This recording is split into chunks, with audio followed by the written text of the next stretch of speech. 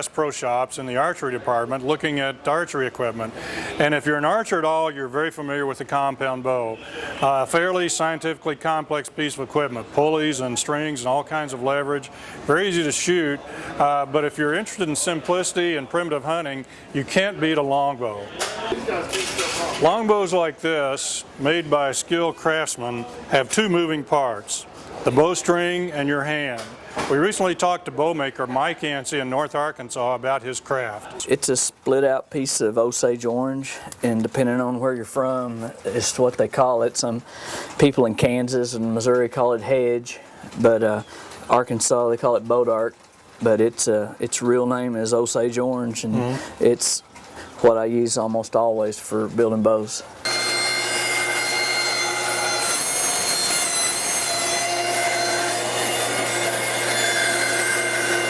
With this type of bow, you have to follow to a certain extent, especially with the self bows, how the grain grows as far as the linear grain and then your growth rings too.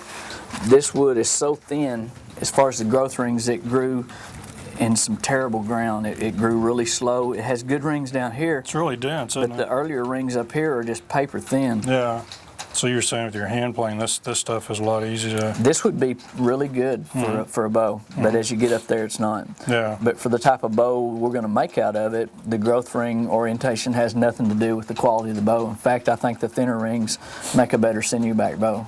Now we're going to go to the draw knife. We're going to remove this bark, get down below that to our good heartwood.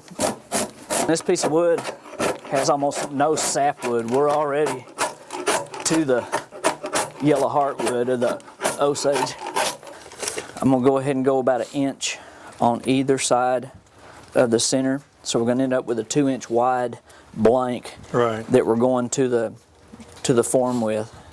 Now I'm marking out the handle section. It's going to be just a little thinner. So you're going to take this extra off with a bandsaw? Yes, and then we will thin the thickness of it as well before we go to the form, so we don't have so much wood to heat. Right.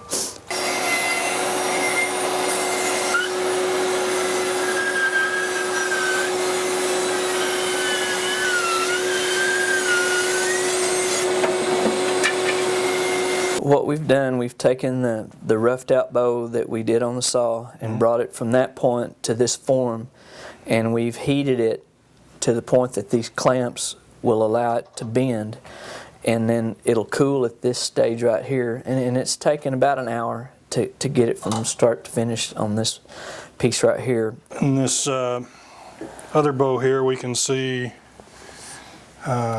completely finished again. Very same bow.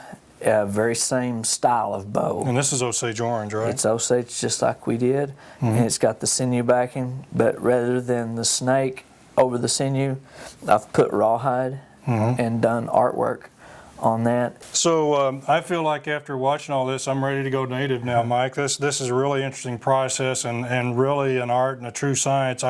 I came into this expecting this to be all art and just see a guy carving wood in his garage, but you've really, the way you've explained this, it's a true science. You got to have just the right wood, the right grain, the right measurements, the right touches on how you treat the wood and how you back it.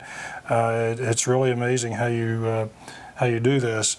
We've been talking to Mike Yancey, bowmaker in Van Buren, Arkansas. This is Outdoor Horizons. Thanks, Mike.